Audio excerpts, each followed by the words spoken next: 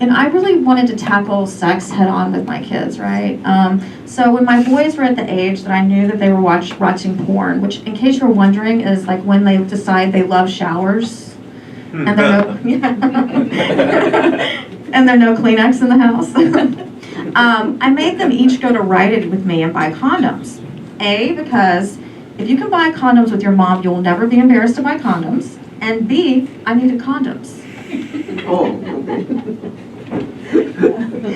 Yeah. I'm Mother of the Year over here. But the pandemic made parenting even harder. I mean, we used to sit down at the table and say grace, and now we just say fuck it. It was even hard with my older kids. I used to say to my 19-year-old son, when are you going to stop smoking weed? And now I'm like, when are you going to come home with weed?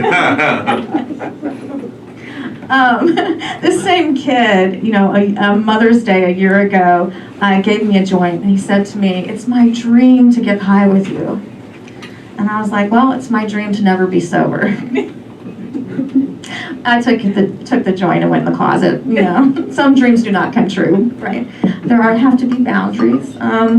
So I'm kind of at that age where like my genetics and age are meeting in a head-on collision, and I'm not sure there are going to be any survivors. I mean, my body is like a car that all of the parts need to be recalled. But the upside of this is that I now can truly blame my mom for everything, right? I knew she was responsible for my emotional pain, and now I can blame her for the physical pain as well. Thanks for the genetics, bitch.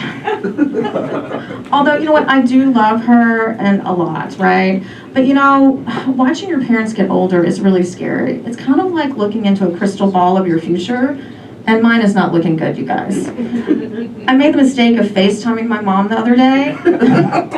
Yeah, he's good. And it was like watching an unedited version of Hoarders. And the sad part is I know she had the filters on. Yeah. But you know what? You know, when you become a parent yourself, I think that you have kind of more perspective and empathy for your own parents. I mean, I remember when I was younger, you know, getting mad at my mom about things that she said that hurt me when I was a kid. Like she used to frequently tell me not to be a waste of oxygen. And she would swear she didn't remember saying these things, right? And I thought she had to be gaslighting me.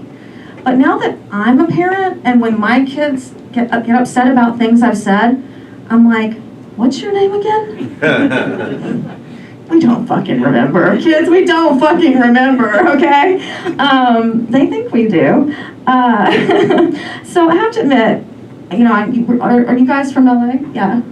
I'm a little new agey. This place is sort of rubbed off on me.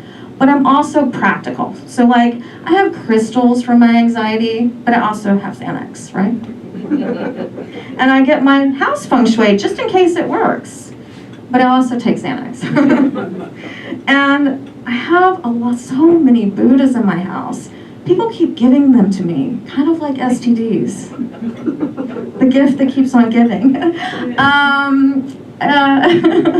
Anyway, you know what, you guys, those were all new jokes. You guys are very brave. I'm not sure they were really jokes yet, so thanks for going there with me.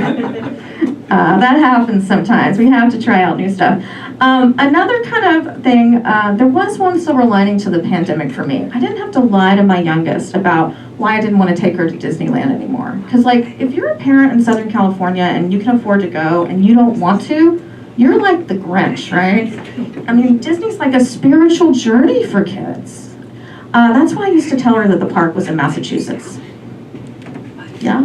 Yeah, one from Massachusetts. Oh, you're from Massachusetts.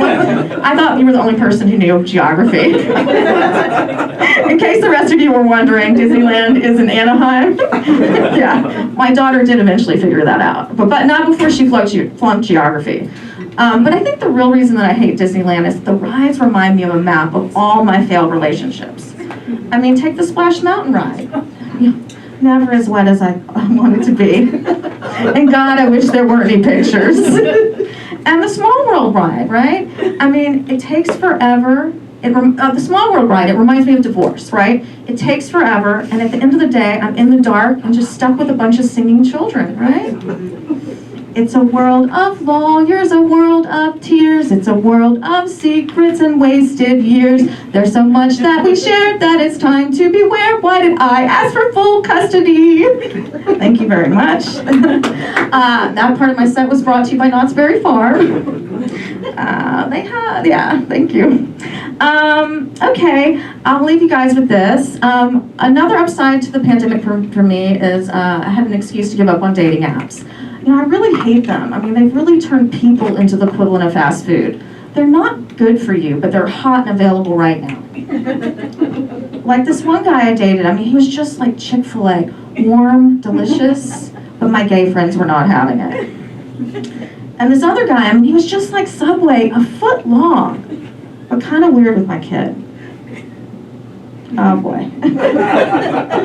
And the last guy, he was truly a happy meal. He left a smile on my face, but the toy was the best part.